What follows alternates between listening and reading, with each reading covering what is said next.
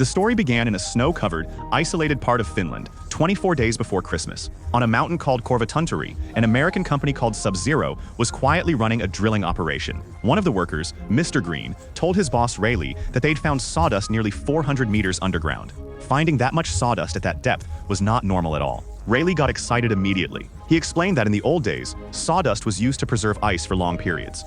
That meant Confrontation wasn't an ordinary mountain, but a massive natural freezer. Something had clearly been hidden beneath it for centuries, and somewhere deep down, Rayleigh already knew what that something was. Meanwhile, two local boys, Pietari and Juuso, were hiding behind some crates nearby, watching everything. Juuso understood a little English, so he listened closely to every word Rayleigh said.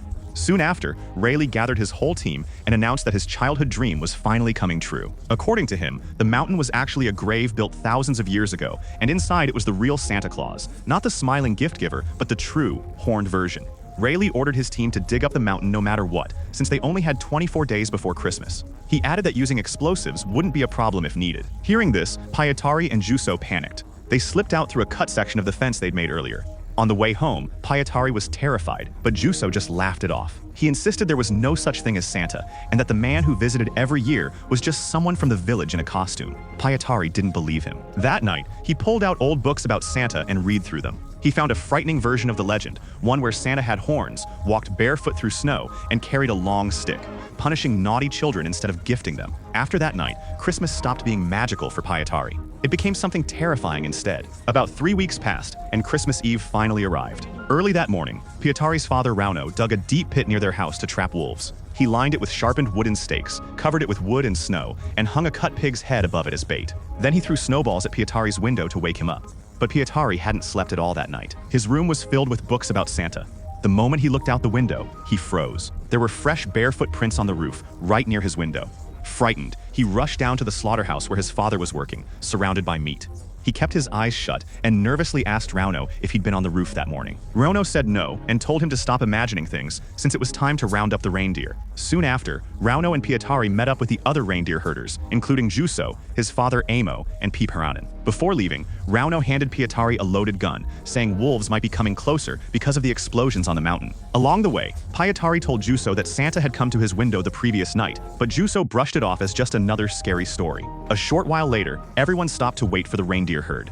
These animals were their livelihood, the source of their income, the thing that got them through the winter. But instead of the full herd, only 2 small reindeer showed up. Alarmed, they took their snowmobiles and went searching.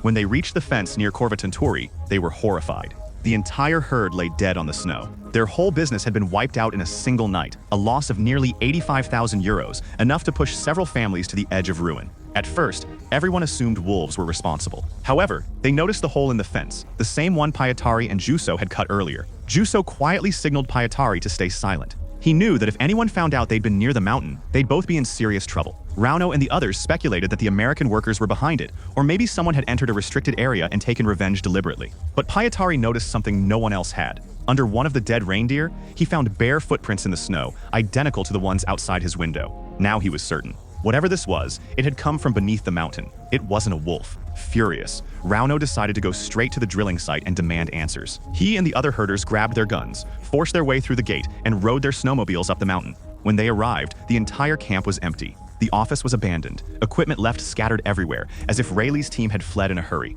Inside the office, Pietari spotted a diagram showing a massive grave built inside the mountain. It became clear they weren't mining or researching anything. They had opened that grave. Outside, everyone gathered around a massive pit that had opened up in the mountain. Rauno threw a flare into the darkness to check its depth, but the pit was so deep the light barely reached the bottom. Whatever had been sealed inside the mountain was enormous, and it clearly wasn't there anymore. Back home, Rauno tried acting like everything was fine, insisting Christmas could still go on as planned. But the mood in the house had completely changed. The reindeer were gone, the money was gone, and something strange had been set loose from inside Confrontation. Pietari went to his room and sealed his windows shut.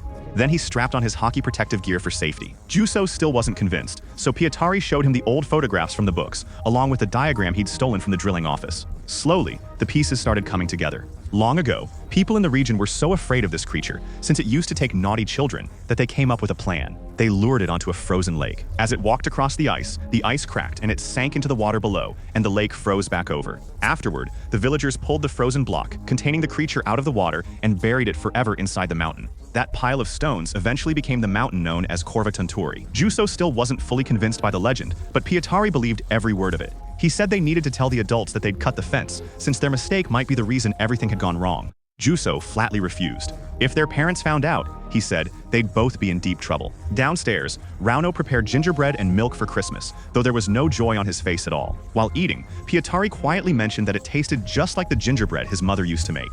Rauno immediately turned his face away so no one would see the tears in his eyes. A little later, Pietari suddenly asked if he was a good boy, then asked whether people would be sad if he suddenly disappeared. Rauno had no answer for that. He simply sent Pietari off to bed. That night, Pietari sat by his window, gripping a set of keys tightly in his hand, hoping that if he fell asleep, the sound of them dropping would wake him up. Eventually, exhaustion won. The keys slipped from his hand, and he drifted off. Meanwhile, at the drilling site on Confrontation, things had turned into a nightmare. A worker named Brian radioed Rayleigh in a panic, saying the operation needed to stop immediately. Whatever had come out of the mountain wasn't what Rayleigh had imagined. It was alive, and the workers were terrified. But Rayleigh was away from the site and refused to listen to a word Brian said. His only order was that the creature needed to be delivered to him no matter what. Moments later, screams echoed through the camp. In the darkness, Brian saw someone approaching, bare feet clearly visible against the snow. The next morning was Christmas Day, but there was still no sign of joy in Rauno's house. The food had burned, the fire hadn't caught properly, and just as Rauno tried lighting it again, something suddenly exploded. Pietari grabbed his gun and ran downstairs at the sound. It turned out to be a small trap he'd built inside the chimney to keep anyone from breaking in that way. Shortly after, the two stepped outside and discovered the pig's head hanging over the wolf trap was missing. Pietari yelled out to his father. When they reached the trap, Rauno first spotted white feathers inside, but on closer inspection, he saw a human hand. He immediately pulled Pietari away and lied, claiming it was just a large bird. Pietari, however, sensed his father was hiding something. Just then, Piperinen arrived dressed as Santa Claus to wish Pietari a Merry Christmas, but Rauno stopped him and asked for help instead. From a distance, Pietari watched the two men drag something inside a large sack toward the slaughterhouse. Once inside, they opened the sack to find an old man, extremely thin, his face pale, with a long white beard. His jacket pocket contained an American passport bearing the name Brian Green. Rauno and Piperinen were shaken. This was one of the drilling company's men. Worse still, the trap Rauno had set was illegal, since he'd never gotten permission for it. If word got out that an American had died in it, his entire life could be ruined.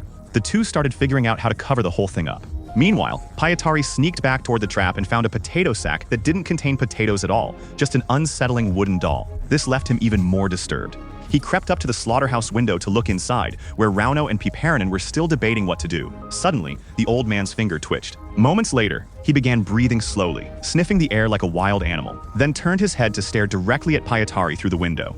Terrified, Pietari bolted, with Rauno chasing after him, worried he might tell someone what he'd seen. Running as fast as he could, Pietari reached the road just as the sheriff's car passed by. He jumped in immediately, and Rauno caught up soon after. The sheriff drove them straight to Amo's house, where they learned someone had broken into his shed overnight. Strangely, the thief had taken every potato sack but left the potatoes behind. The sheriff revealed that nearly every household in the village had experienced the same thing. Thieves stealing anything that generated heat, including stoves, heaters, even hair dryers, breaking through walls in some places to get inside. Amo was convinced the American drilling crew was responsible, guessing they were building some strange machine. Rauno, however, wanted to leave before anyone asked too many questions. Something else was clicking into place in Pietari's mind. He was now certain that whatever had come from the mountain was collecting anything that produced heat, and that something else out there wanted to take the village's children. Before Rauno could stop him, Pietari ran straight to Juuso's room. He assumed Juuso was asleep under his blanket, but when he pulled it back, he was stunned. Juuso wasn't there. In his place lay the same creepy wooden doll Pietari had found near the wolf trap. Pietari ran to the sheriff and told him everything, but the sheriff laughed it off, assuming Juuso was just playing a prank, since nothing like this ever happened in their small community. Once the sheriff left, Rauno turned to Amo for help, explaining that the strange old man locked in his slaughterhouse might be connected to the drilling company, and since Amo spoke English, he might be able to get answers. Meanwhile, Piperinen kept an eye on the old man while casually eating a gingerbread cookie. As the smell reached the old man, he began sniffing the air like an animal. Piperinen assumed he was trying to communicate. That assumption turned out to be a serious mistake. The moment he leaned closer, the old man lunged at him. When Rauno, Amo, and Pietari returned, Piperinen was shaken and injured. He said the man wasn't behaving like a human being at all. Amo grabbed his gun and went inside the slaughterhouse. The old man was crouched naked in a corner, silent, scratching quietly. Amo asked him several questions in English, but he didn't say a word. Rauno poked him with a broom handle, and still there was no reaction.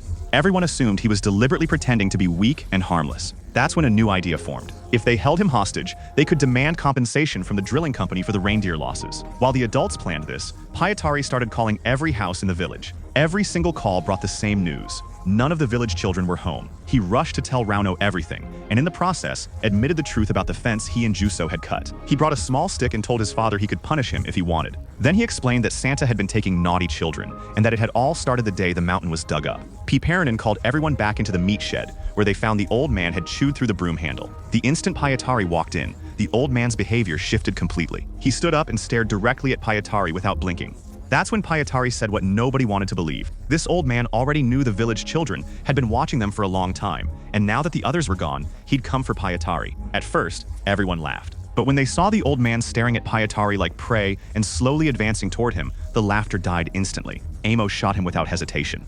The group then restrained him and chained him down securely. Moments later, they sat around him eating Christmas cookies as if nothing had happened. Suddenly, a radio inside the old man's jacket crackled to life. It was Rayleigh on the other end, still believing his co-workers were alive and the cargo was ready.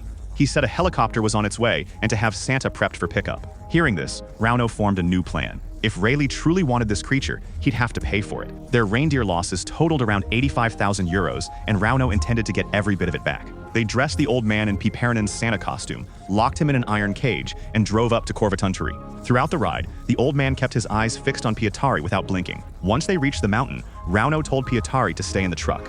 A helicopter descended from the sky, and Rayleigh stepped out. Rauno and his group demanded their 85,000 euros immediately. Rayleigh insisted on seeing Santa first. When the cage was brought forward, he stared into the creature's eyes for a long moment, almost as if hypnotized. Then he looked away and revealed something that shook everyone. The man in the cage wasn't Santa at all. He was one of Santa's elf helpers. Rauno demanded his money again, but instead of paying, Rayleigh told everyone to lower their weapons, stay quiet, and smile, since the real danger was still lurking outside. At that moment, every light on the mountain went out. The helicopter pilot screamed. In the darkness, everyone realized they'd walked straight into danger. Rayleigh said the real Santa would choose the worst person among them, and the tension in the air grew even thicker. Rauno, Amo, and Pietari raised their guns and stood back to back. In the dark, they saw dozens of pale, elderly-looking elves silently watching them. These weren't cheerful helpers. They were ancient, terrifying creatures protecting their master. Suddenly, one of them attacked Rayleigh. Gunfire broke out, and chaos took over. In the middle of it, Rauno noticed something else. His son Pietari was missing. Without wasting time, he ran toward the large warehouse, certain Pietari had gone inside. Amo and Pietari followed and sealed the doors shut behind them to keep the elves out. What they found inside stunned all three of them. A massive creature was trapped inside a huge block of ice. Nothing like the friendly old man they'd expected, but an enormous, horned monster. Around it were the stolen heaters, stoves, and other heat-generating items taken from the village, all placed there by the elves trying to melt the ice and free their master. Then they heard children crying from inside potato sacks. Amo tore them open and found Juso. It became clear the elves had gathered all the village children here so their master could punish them once freed. Pietari started shutting off the heaters, while Rauno held the door shut as elves tried forcing their way in from outside. The ice began cracking, and panic spread through the warehouse. Pietari, staying calm, fired a shot into the air to get everyone's attention. He said they needed to do two things at once: get the children out and destroy Santa before he could fully break free. As long as the children stayed, the elves would never stop hunting them, and as long as the monster lived, none of them would ever be safe. Only Pietari knew how to fly a helicopter. He grabbed several packets of gingerbread cookies and headed outside. The moment the elves smelled them, they charged like starving animals. Using the distraction, Pietari climbed into the helicopter and started it up. Rauno and Amo loaded the children into a large cargo net, and the helicopter lifted it through the hole in the roof. Pietari climbed into the net too, since the plan only worked if the elves chased after the children. As soon as the elves saw the kids being carried away, they abandoned the warehouse and chased the helicopter into the forest. The mission had now split into two parts. In the sky, Pietari guided Pietari by radio, using the children as bait to lead the elves away. Meanwhile, inside the warehouse, Rauno and Imo dug into the ice and planted dynamite. Before leaving, they used a chainsaw to cut off both of Santa's massive horns, figuring they might fetch a good price. Pietari flew straight toward the reindeer enclosure. Pietari's plan was simple: trap the elves the same way a wild herd would be trapped. But there was a problem. The enclosure gate was still shut, and the elves were closing in fast. Pietari radioed frantically, warning that time was running out. Pietari realized the gate could only be opened from the ground. He jumped down from the cargo net, ran to the heavy gate, forced it open, and switched on the electric fence to cut off any escape route.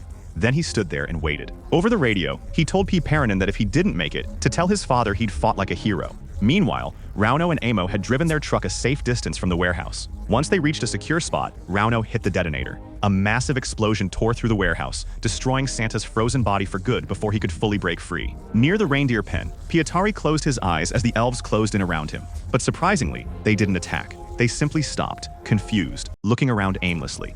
Their master was dead, and without him, they had no idea what to do next. Pietari realized their plan had finally worked. The children were safe, Santa was gone for good, and every single elf had been captured. Watching from the helicopter, Piiperainen laughed with relief and radioed that they'd destroyed the monster for good. Pietari told him to get the children home immediately, so everyone could be back in their beds before morning. The next day, Rauno, Imo, Piiperainen, and Juuso returned to the pen and found Pietari standing proudly among the captured elves, having already counted every one of them. In total, 198 elves had been caught.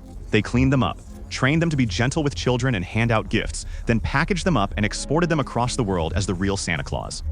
Make sure to subscribe and turn on notifications so you can watch more videos like this.